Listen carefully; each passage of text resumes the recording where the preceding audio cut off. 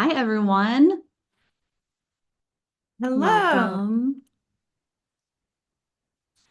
We just pause here to give people a couple of minutes to all come into the room.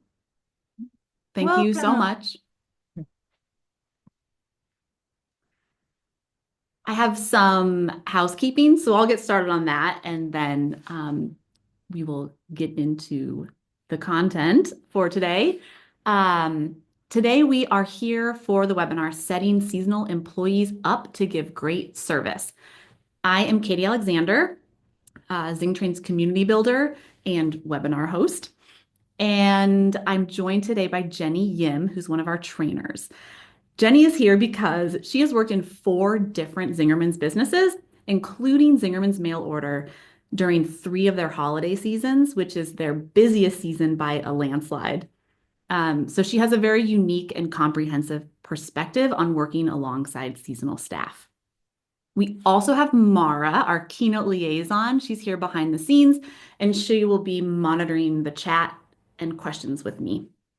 We are all coming to you from Ann Arbor, Michigan, here at Zingtrain, and we always love to hear where other people are tuning in from. So if you can drop your location in the chat if you'd like at the bottom of the Zoom screen, and if you see any neighbors, be sure to say hi. So I have 3 helpful hints so we can make the most of our time together. One, Jenny is going to be presenting here for a bit, and then we'll open things up for Q&A. And we'll be collecting questions in the Q&A section of Zoom. So you can submit them at any time, please.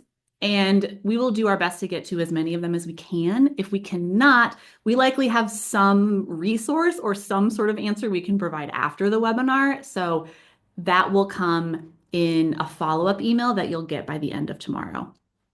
Secondly, we have closed captioning available. If you want to turn that on, Mara will drop details into the chat. That's another button along the bottom of the Zoom screen. And then lastly, we are recording this webinar because we will be sending it to you tomorrow, along with the slides that Jenny presents. And then it will also live online on our website, zingtrain.com, alongside webinars of the past and lots of other free resources that we have up there. So that's everything I've got. I'll see you again for the Q&A, and I'll turn it over to Jenny. Thank you. Thank you so much, Katie, and thank you everyone for joining us. I'm loving to see the list of folks who are here from all over. Welcome, welcome. My name is Jenny Yim. I am a trainer with Zingtrain, and I'm excited to share with you some thoughts and experiences today on setting seasonal employees up to give great service.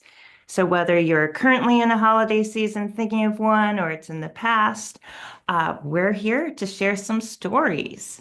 So we're coming to you from the Zingerman's community of businesses, which Zingtrain is a part of.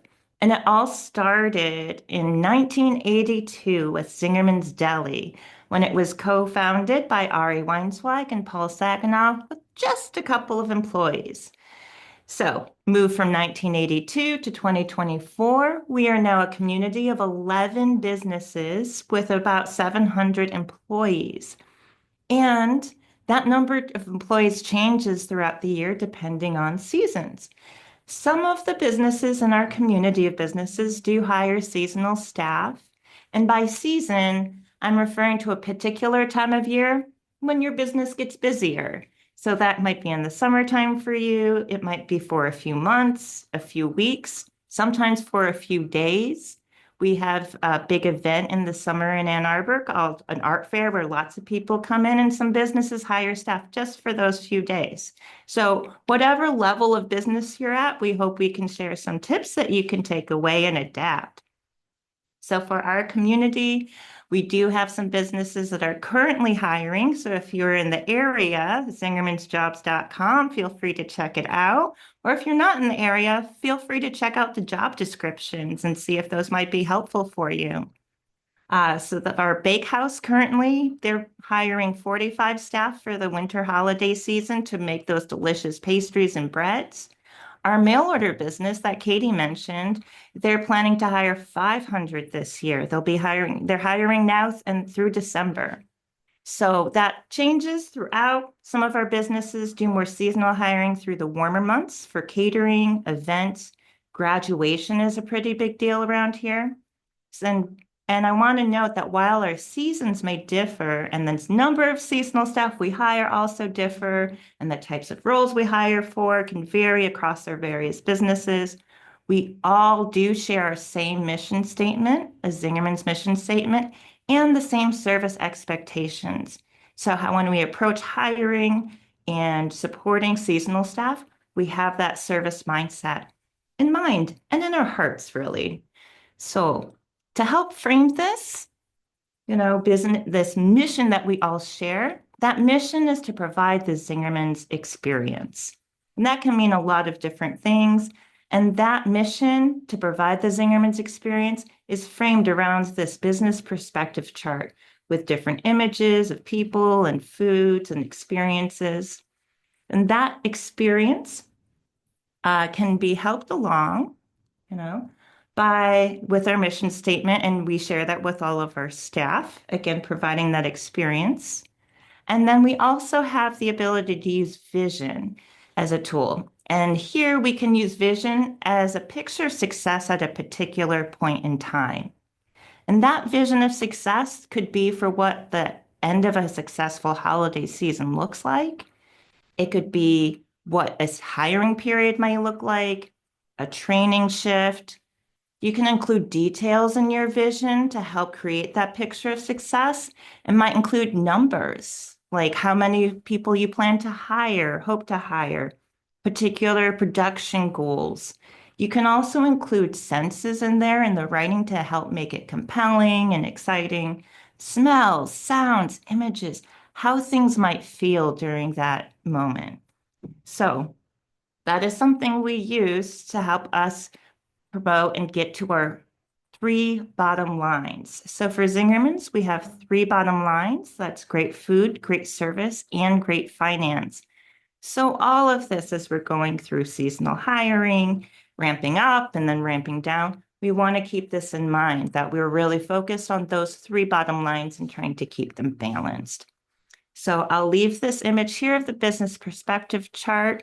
There's a lot more we could talk about. If you're interested, you could check out our culture website, workshop, which kicks off our virtual leadership workshop series. You can learn more on our website about that, but this is just a general framing to help us get started. So I'll talk about preparation before a season starts. So we want to make sure that our core crew are prepared. So these are the staff that you have year round. These are really your anchors, your top performers, and oftentimes they'll be who are onboarding and training your seasonal staff. So before we're even bringing seasonal staff onto the scene, we want to share timelines and expectations with our core crew, that year-round staff. So for example, if your hours will be changing for the season, you try and share that with your staff as soon as you know what dates the hours will be changing and then when they might be changing back. So this helps give staff logistic preparation to make life arrangements, if their hours will be changing, if they'll be working more hours. It gives them time to prepare and also a little emotional mental preparation because ramping up for a season involves all of us mentally, emotionally, physically. We can also think about common scenario practice to help our core crew prepare. So if there are any common scenarios that your core crew that you expect they may encounter during a season, you can think about how can you help them practice and prepare. Even if they've been here for multiple years, sometimes it helps to brush up and refresh ourselves before the start of a season. So for example, at Zingerman's mail order, Christmas starts in July. It's kind of a joke and a reality. End of July, August is really thinking about holiday season for November, December. And in some of that preparation, weekly staff meetings that are regularly happening, we might take 5 or 10 minutes to go over one common scenario and discuss it.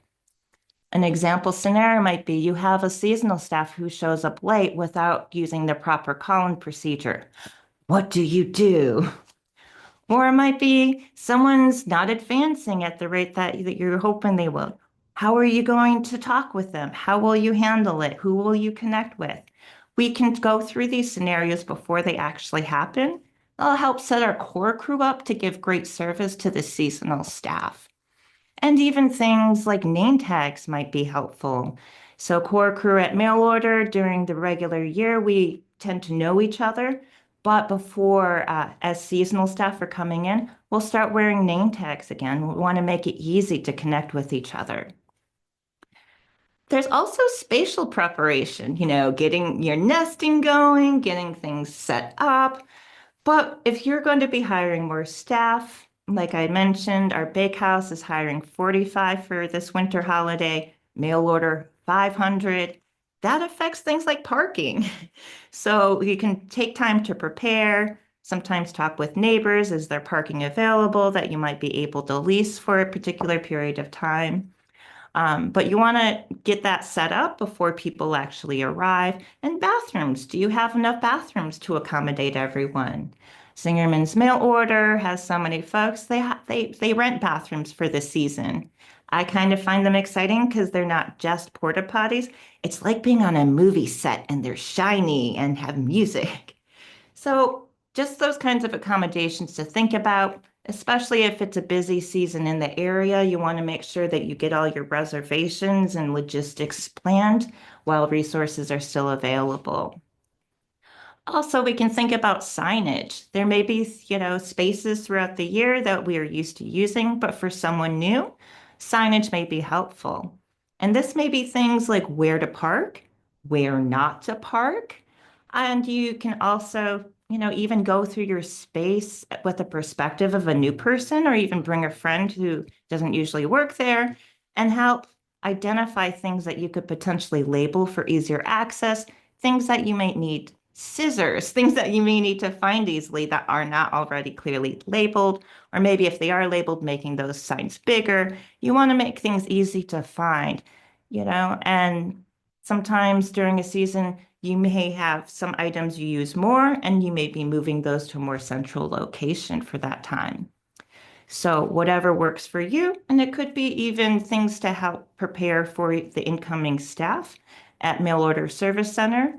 I remember making pouches, plastic pouches, and filling them with supplies that people will be able to use. Even things like Advil, Tylenol, pens, Post-it notes, things that we know that may be helpful for them. Hand sanitizer, a little bit of lotion. Air gets pretty dry in the wintertime in Michigan, so anything that might be helpful, you could think about that as spatial preparation. All right, so we're preparing, and now it's time to hire. Hiring season. So one thought here is to treat applicants as customers. So for any of you who've taken our Zingerman service training, we think of our customers, our applicants as customers as well, meaning we want them to have a great experience. For any position, not everyone's going to be selected, but we still want them to have a positive experience. And so ways to do that could be providing really clear expectations and timelines. Clear expectations could be being really clear about what the hours are needed for that seasonal position. So what hours or days they're expected to work, and if they really are hard and fast. In recent years, some people have really taken a look at before a season starts and thought, is there any flexibility in shifts? So if you are able to offer, say, shorter shifts or different hours from your previous year, you may want to consider that and communicate that to staff. Oftentimes, availability is a limiting factor in whether or not you can hire someone. So really taking a look at what hours are you able to accommodate or not is really helpful.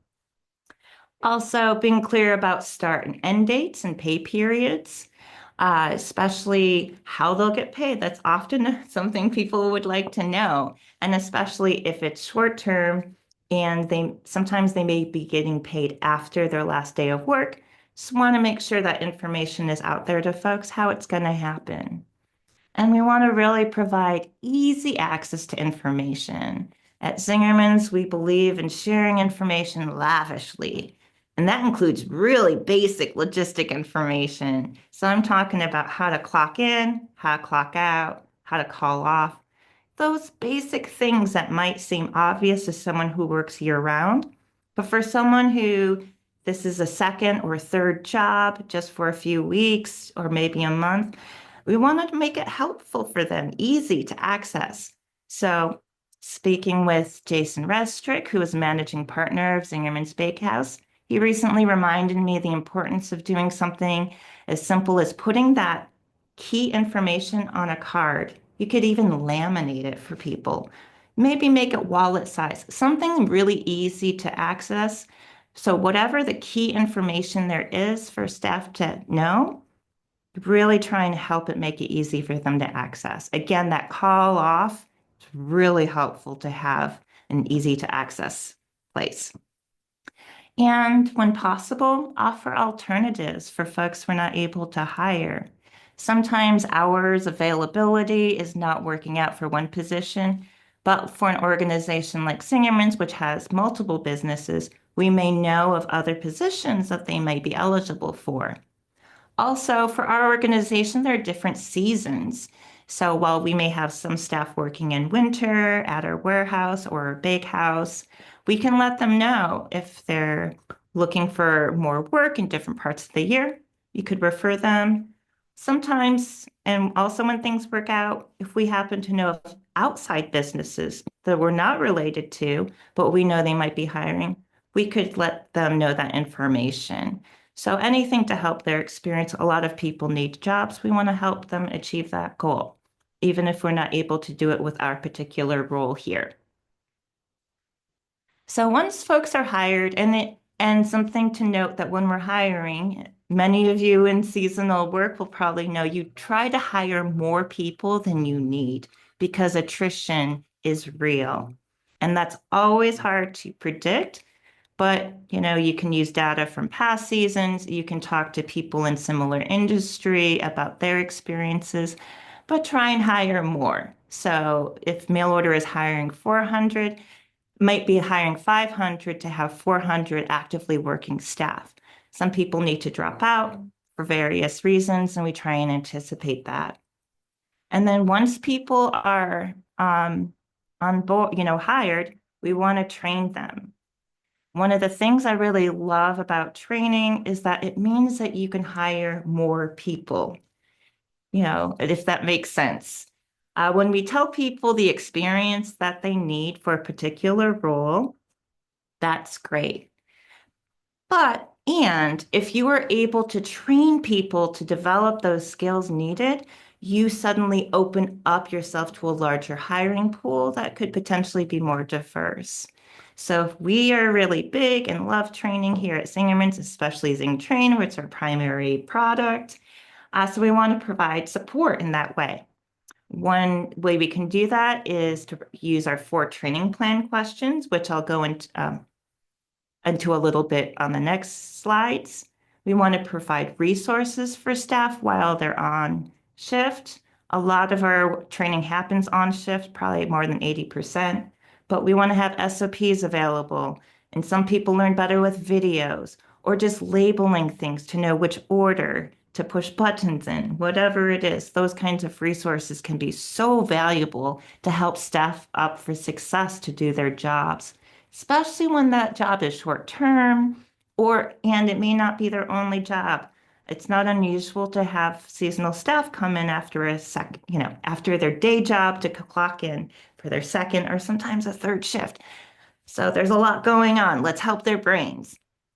And we want to provide practice opportunities. So yes, we can train, but you need a practice to really instill those skills, especially on such a short period of time. Like I mentioned, more than 80% of our training can be on shift. So if it's possible, have a buddy. So some businesses have the luxury, the ability to assign a buddy or a contact person who's either a seasoned seasonal staff, so a seasonal employee who's been there for multiple years, or a core crew year-round staff person, but one point person that they could work with on a shift, or sometimes through a whole season, that might be their contact person to connect with, ask questions. and even just have a personal connection. Uh, if they're in service, providing frontline service to customers, you can offer role play opportunities because they're not going to have as much time on the job for practice. We can create those practices. They can take just a few minutes at a time. You can have core crew with experience, role play scenarios. And the idea is to let staff know that it's encouraged and sometimes expected that they're taking however amount of time, 5 minutes here, 10 minutes there, to do some role play practice to help get their skills in place. Because if we're not practicing with each other, we end up practicing with customers. So whatever we can do to help these staff get that experience in a short amount of time. It's awesome. And just as a note, someone reminded me recently, even just knowing a seasonal employee's name can go a long way. So if you're not sure about someone's name, you can ask them, especially if there's someone you're working with more on shift, or maybe you're a mentor to them. But if, get to know their name, ask them if you're not sure if they have a preferred nickname. If you're not sure how to pronounce it, you can practice. Yep. All right. So with training, this is one of the two tools that I'll share as we briefly talk about it. This is our training compact. Some of you may have seen this once or many times. Some of this may be new to you, but this is what we share with our staff when we train on any role or task. And the idea is that we let them know the trainer is agreeing and putting in 100% of their effort to document clear expectations, to provide training resources, and sometimes we name out what those resources are, recognizing their performance and rewarding performance. So we let them know we're in this 100% as a trainer. And then we can talk about what the trainee agrees to, which is to take responsibility for the effectiveness of their training. I personally find it very helpful to talk through what would this look like from a trainee perspective, because sometimes we haven't been asked the question before. It can be quite helpful. So it might be things like asking questions. Asking questions happens to be something sometimes people are afraid to do, or they might worry about looking like they're not competent. No, we actually need people to ask questions. When I'm training people, I want them to let me know when it's not making sense. That is an opportunity to make the training more effective. If we miss that opportunity, then the training is less effective from that point on. If you're not believing what I'm saying, if I'm saying we need to spend time with customers and you think that's silly, I want the trainee to engage with me and let me know. You sound silly. Then we can talk about it. What would it mean to really spend time with the customer and what that means? So and the trainee could also agree to take responsibility to let you know when things are not going well, when a piece of equipment breaks, when something is not working correctly, whatever it is, we can go through examples.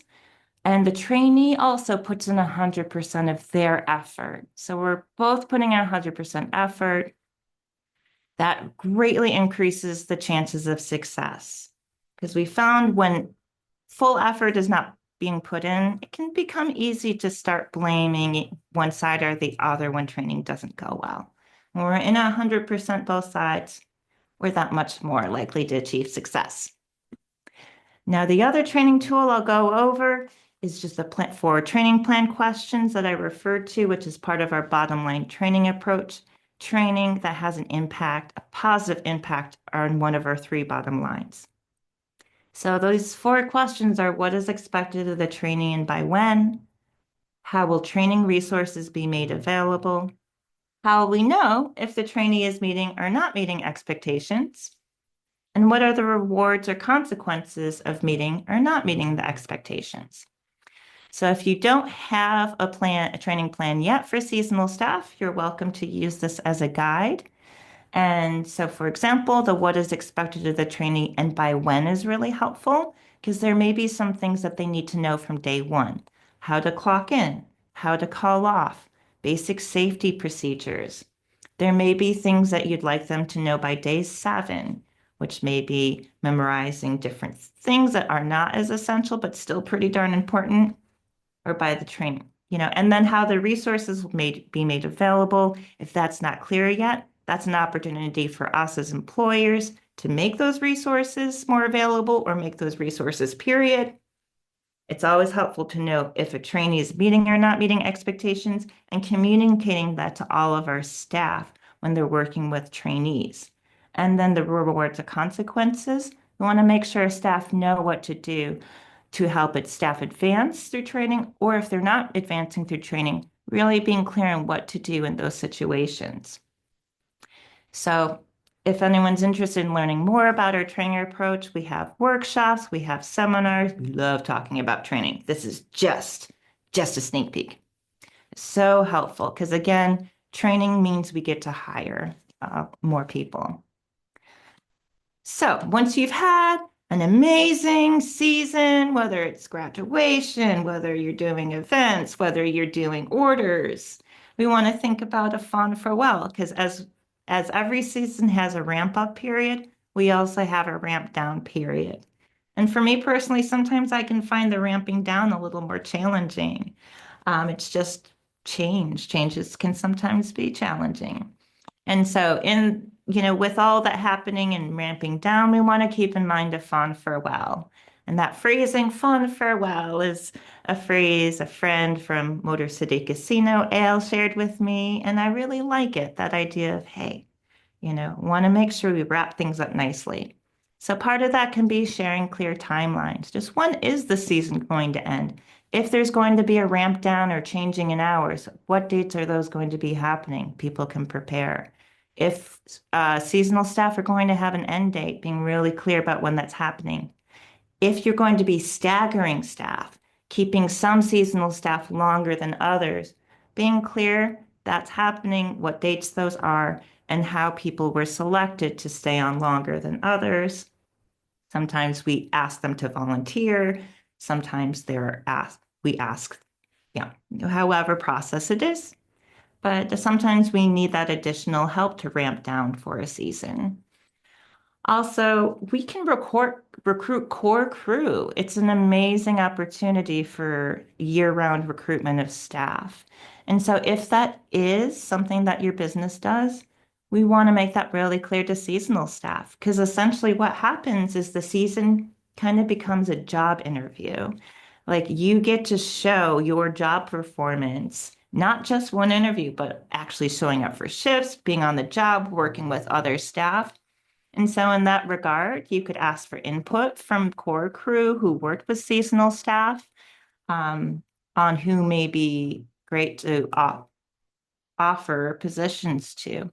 So, some of our businesses like Zingerman's Mail Order, the majority of the staff who work year round all started as seasonal staff. That is more the norm there. And so, that's kind of fun that way because some staff do not think about working at a business year round until they've had a seasonal experience, had a positive experience, and then thought, maybe I'll apply for a full year-round position. And sometimes people have worked for multiple seasons and then consider us. I love that. With that in mind, we want to share info if you have a next season, if your season is annual. If you're going to need to hire people next year, it's great to remind the people in your current ending season that they'll be a next year, to invite them back, to let them know you really enjoyed working with them, ways that they can share information with friends, however that is. But a fond farewell, meaning might see you again until next time also. For us, I have to say our seasonal staff who return multiple years are amazing. I love that. And also sometimes our seasonal staff recommend us as a place to work to friends, family members. That's kind of a way I feel like is an invitation as well. If we do a good job providing a positive work environment for a seasonal staff member, that positive word of mouth marketing, hugely valuable. Yeah. If someone you trust says this is a good place to work, you could check it out. Done. I think that goes that's so much more, yeah, that can be powerful, beyond 100 flyers to advertise. And also, we want to share appreciations, however that is. So, if you don't already have appreciations, you can think about how you could organize those. It could be thank you cards to your seasonal staff, or maybe gift certificates. Mail order service center, we gave thank you cards to our seasonal staff that every year-round staff person signed. So, is one card covered in signatures? Because we really truly could not run the business without our seasonal staff. We are so dependent on the winter season. So, however it is, we want to share appreciation. Um, and it could be things like a celebration or a get together. It could be maybe on someone's last shift, a fond farewell, acknowledging it's their last shift, maybe giving them like my last shift of my first holiday season, I got a little bag of peppermint bark, which was exciting because it was the first time I ever had peppermint bark. I didn't know what it was. Chocolate with crushed up mint in it. It was so good, but a little something you can send with people. Sometimes there could be a celebration. Again, mail order used to do a pancake breakfast at the end of the holiday season where all of the staff were invited and got to eat together. And leadership made pancakes. And we used to count down throughout the season how many days until pancakes. The celebration was our marker. So we used to say 41 days till pancakes, 12 days till pancakes. We're getting there. So, with that, that is our holiday season overview.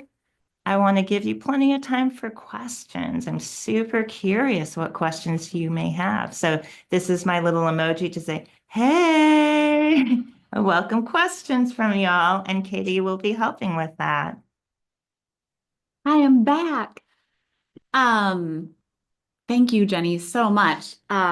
It's really fun to be taken through the holiday season with that lens. And as I was listening to you, I was also thinking about like doing all of that preparation for your staff allows you to model the great service that you want them to also step into. It just sort of like sets this cultural tone, Mm-hmm. and that then makes it easier for them to do their jobs because the service and all the resources are there. So it allows them to focus on the customer or the role that they are hired to do. Absolutely. And just like our co-founder Paul Saginaw says, staff will never give better service than they receive from their leaders or internally from coworkers. So that's the starting point. Exactly. Yeah. Yeah, exactly. Mm. We do have a few questions. So I will start from Stephanie.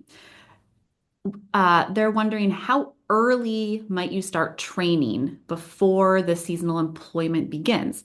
For example, if it starts December 1st, do you start training in November, in October? Oh, it's a great question.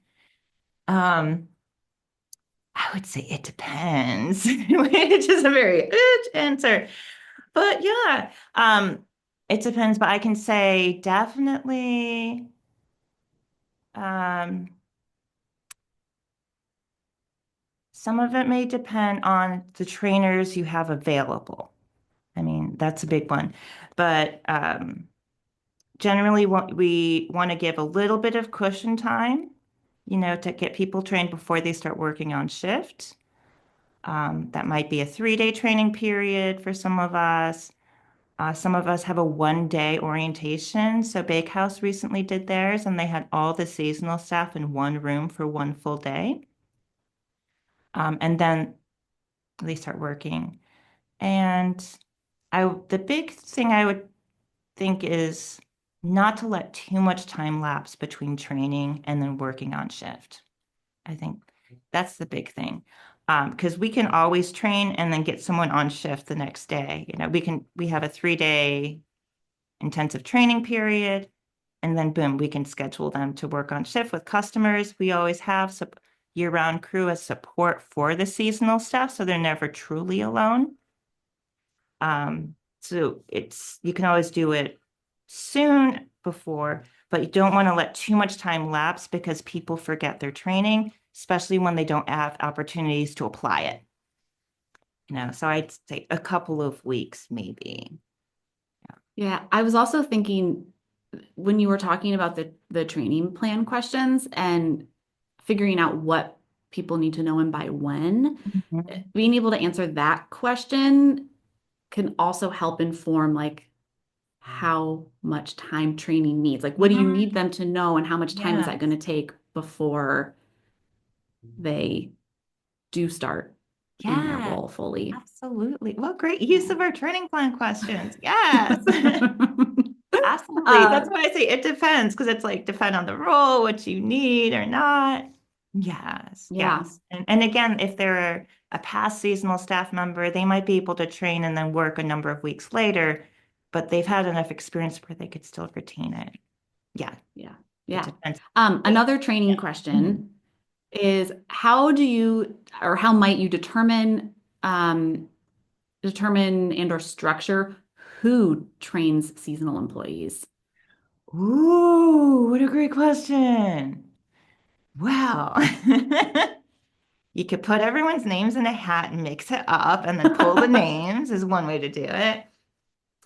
Another way to do it is this is part of the preseason planning. Who's going, because year-round staff, their roles most likely will change during a season.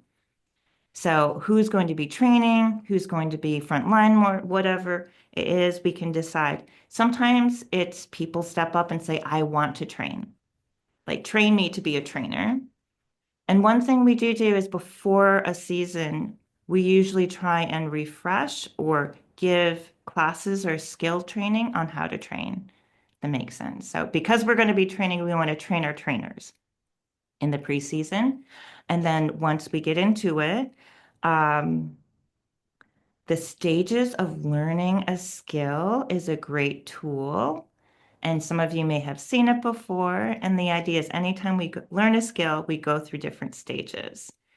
And once we get really experienced, we become unconsciously competent, where we're so good at it, we don't have to think about it to execute a skill. We want our trainers, however, to be consciously competent. We want them to be able to explain what they're doing and why they're doing it, which can be challenging to do when we're unconsciously competent. So I would say, whoever your trainers are, you want them to be people who are able to explain to others. Because sometimes we become so experienced in our minds, we just say, well, you just do it right, or feel it with your heart, or, but actually, that experienced person had did 17 steps over a phone call to give great service without realizing it. So oftentimes, actually, our more recently trained staff are really great trainers. So I would, not necessarily look at length of experience as ability to train. I'd be it's really more about the ability to communicate out. So it's not uncommon for our mail order business to have recently hired staff training people a few weeks later. It's fresh in their minds. They're really able to be empathetic with the newer staff. Say, whoa, that was hard for me too.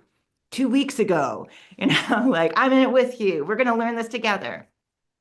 Yeah. And then sometimes, depending again on your business and your goals, if you do need top performers to be really frontline jamming it out, you might want to reserve your most experienced or unconsciously competent performers for that and not have them training. It really depends again, but keeping that in mind. Mhm. Yeah, Okay. that's great. Yes. Um, yeah, I think it's sometimes it's counterintuitive that you might have the most success with having a more recent employee train a new Mhm. employee, but it makes a ton of sense through the lens of skill learning. Yeah, yeah. And Yeah. sometimes I find like I think it can be empowering sometimes because they're advancing and they're teaching others and having a positive impact. And then sometimes I say, hey, you could put that on your resume. It's kind of fun that way. Mhm. Yeah. Um, Another question from Annie. Uh, they're curious what are some tips to keep consistent energy and engagement throughout the season, especially when it is often hectic? It's gonna get busy. That's what a season is. That's a great question. And if anyone in out there, feel free to drop into the chat your best practices or tips for how to keep consistent energy and engagement throughout a season, because we would love to hear those too. It's something we always strive for. We do have an energy recipe that we use. And yes, and Mara, thank you for that reminder. Zing Train, our business, will deliver donuts to other businesses in our community of Zingerman's businesses during the holiday season. That certainly gets my energy up to give people donuts and see them excited. Gifting each other recognition, appreciations. Sometimes if staff receive compliments, especially from external customers, we try and make sure they get those compliments. And so I think it's really awesome when we can, have, especially for someone, it's their first job ever. They get a compliment from a customer to be able to connect it with them can go a long way. Also, again, taking that time, even if it's, a few minutes the beginning of a season, but really getting to know each other a bit, making sure you're knowing each other's names, pronouns, and how people like to be greeted or not. What do they like? Sometimes you can think about what are my coworkers' favorite snacks or treats or beverages? And then when it is busy, I might drop one of those favorite treats on their desk without having to say anything because we've taken the time to know. I think I have a memory of someone who was working in our call center. My hours used to shift, and so for those of you out there, solidarity for swing shifts or changing shifts. During the regular year, I might clock in at 2 p.m. and clock out maybe 10:30 p.m. Uh, During the holiday season in December, I might clock in at 6 p.m. and clock out closer to 3 a.m. I think I remember someone for that. It was their first time working past midnight in a call center, and you could just see energy dropping. I gotta say, I loved it when teenagers were working phones after midnight. They were great. They went all night. They were like, "We're here for it," And then, but for a lot of people, it's a challenge, and you start to get sleepy. You're not thinking as clearly. And so I remember I kept in my pocket. We had these marzipan gnomes that had been distributed. They were super cute, but the heads kept falling off. So we had all of these like defective marzipan that were still delicious, but they were headless gnomes. And I kept one in my pocket and I dropped it and gave it to a staff person just after midnight on our first shift working after midnight, just trying to give a little energizer. Sometimes sugar a little physically can help, but sometimes just knowing someone recognizes you can help. Humor can go a long way. I had a whole bunch of animal memes that we would have and like on cue to share out because we also had hybrid team. Some of us would work in person, but some of us were on our own at home working online. So trying to keep energy consistent that way. Um, and for us, we did energy checks. So we used the Zingerman's energy recipe, which is a four-step recipe to rate our own energy. And then we pick a future point in time, maybe in 2 hours. And we want to vision our energy to be the same or higher. And then we take action. We decide what can we do to maintain or raise energy. And so I would, for myself, have usually at least four things that sometimes included chocolate and peanut butter. Sometimes it meant like going to see a work friend that cheered me up, having a magazine in my bag to look at, whatever it is. Mhm. Okay, that's Yeah, those are energy, I guess. And if anyone has tips, please do share. Everyone has a busy season. Yeah. yeah. One thing that I is obvious to like I work at Zingerman's, I know about our energy recipe. But I was struck when you were talking about it that because we have a recipe for energy, it it shows employees that like Zingerman's is aware that energy isn't always going to be high. Like Oh, energy fluctuates. And yes. I think that is as an employee, it's just really nice to know like, oh, my work understands I'm not necessarily going to be my very best all the time. Or like the collective energy might not be where we want it to be all the time. So I just like that perspective. It felt good as an employee to know that that is seen and known about humans. Yeah. So maybe for leaders out there, that could be something to just acknowledge, say, hey, I want to acknowledge we're not always at a 10 energy, full force, super cheerful all the time. So we can take steps to help manage our energy and also to help each other out when our energy is dipping. Because I mean, Mhm. when everyone is working overtime, for myself, my holiday seasons happen to fall between 2020 and 2022 is a very interesting time with um, several busy periods. How about that? So energy management is very helpful. And actually, in our call center, sometimes people would say like, "Oh, I don't want to share my energy because I don't want to bring the average down because my energy is low." And then it's kind of lovely to see when people are like over here and they're like, "Oh, do you have a headache? I have some Advil." Or like, "Do you need an ice pack? I know that knee's been bothering you." And then just having people come in to help support is a realization we can help support each other in our energy.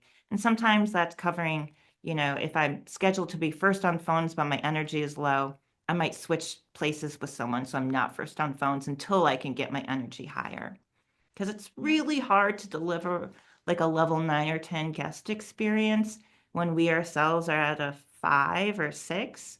It's not impossible, we do it, but that can lead to burnout more quickly, I believe. Yeah. Um, Question from Rebecca. Could you touch a little bit on challenges that might come up when a seasonal employee is not rehired? What would a fond farewell look like potentially for someone that wouldn't be returning? Yeah. And I want to acknowledge it may not feel as fond when it's those scenarios because not everyone is a great match for the roles that we have in our teams, or sometimes we don't have enough.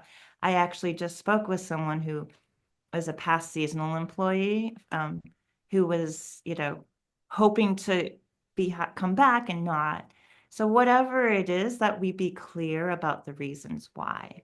So when we set clear expectations from the beginning in our job descriptions and our hiring process and our training, and then on shift, it's been very helpful to me to be able to track feedback so that when we do sit down and have a conversation with someone about why they might be invited back or not invited back, that there's a whole list of reasons why.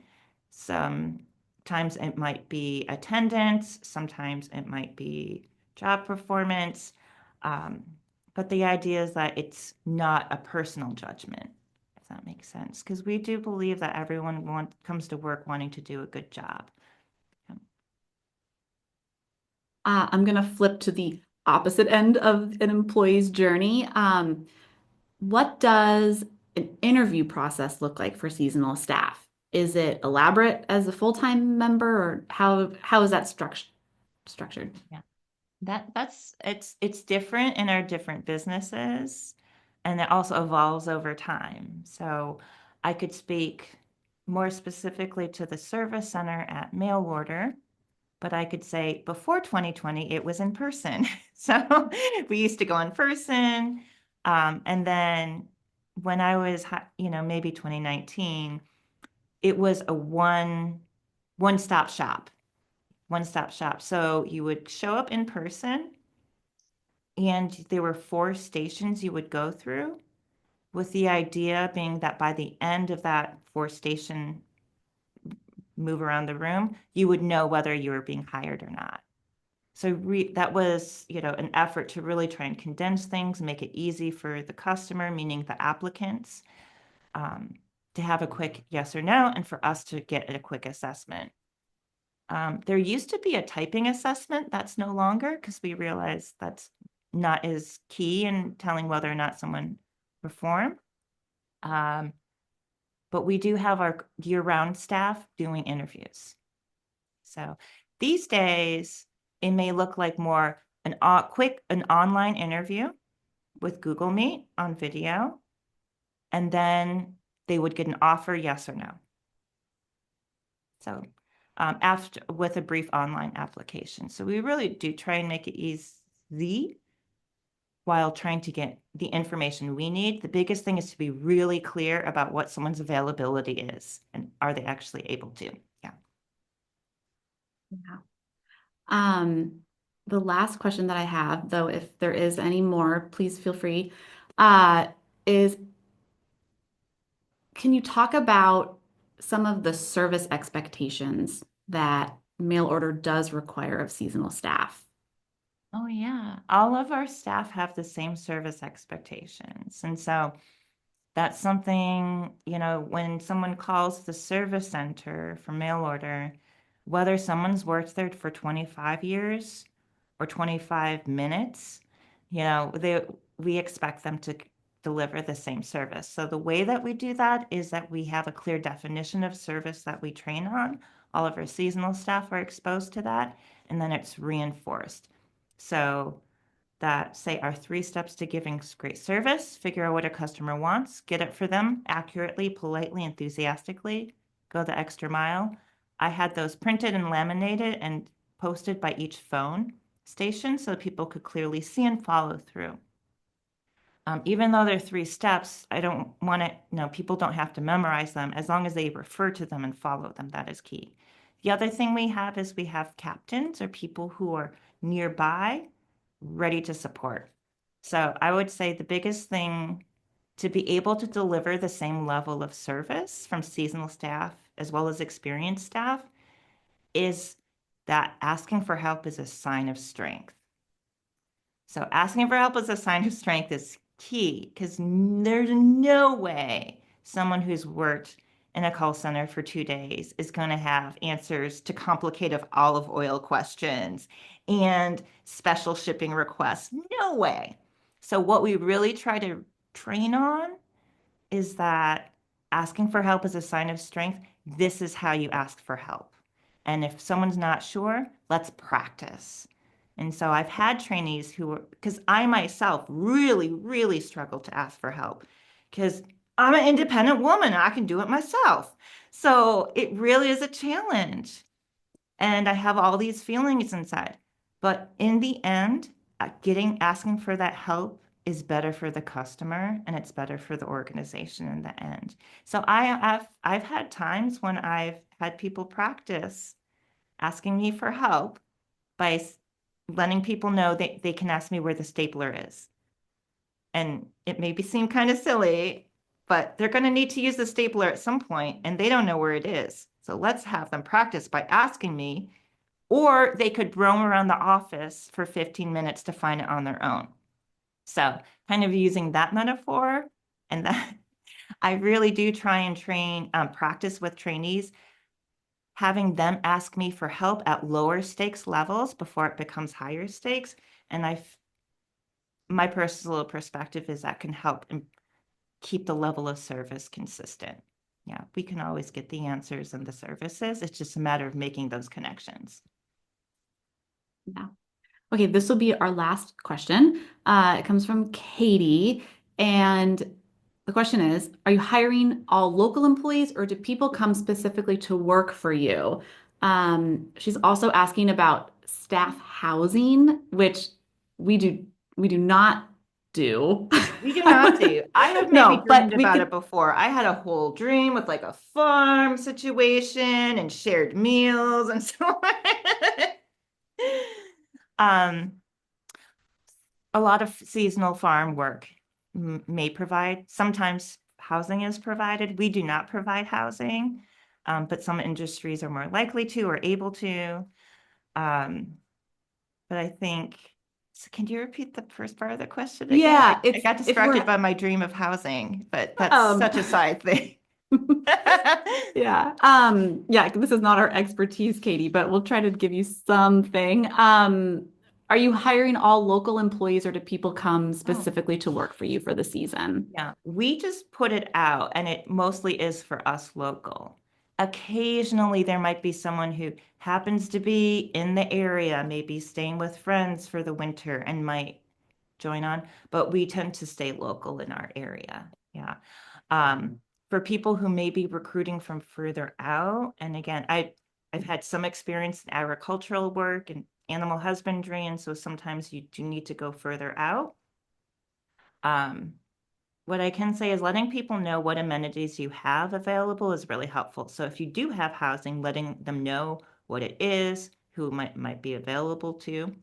And then for us, we don't provide housing, but we provide meals for our employees. So we do have a kitchen, and that's actually some of the seasonal staff we hire is to run the kitchen and cook meals for our staff.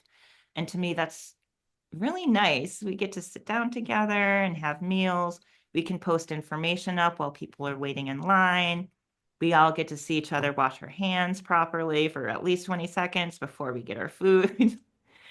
um, but yeah, and then we can, and feel free to connect more later to see if I can help connect you with other places for that particular question on recruiting from beyond your local area.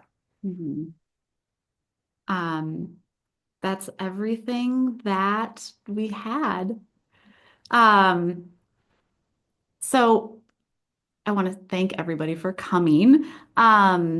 This has Thank you so been much. this has This been a was, really great yeah. time together. And I hope very helpful for people to start thinking about what a seasonal season looks like and or can look like, and also how it really begins so much sooner than the season, or it can, all this preparation. So, thank you, Jenny, very, very much. Thank you, Mara, very, very much for doing everything behind the scenes. She has put up a little evaluation. If you would like to let us know what you thought of today's webinar, we love feedback.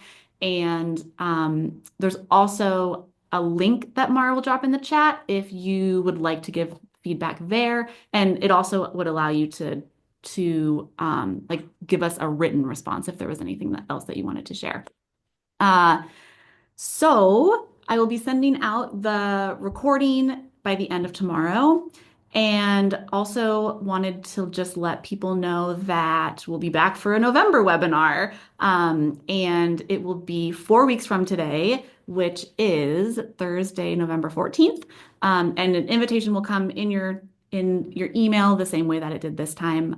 If you're not subscribed to Zing Train's e-news, that is where they come from. Thank you so much. This was so fun. Good luck to everyone on your training and hiring journeys. Okay. Bye.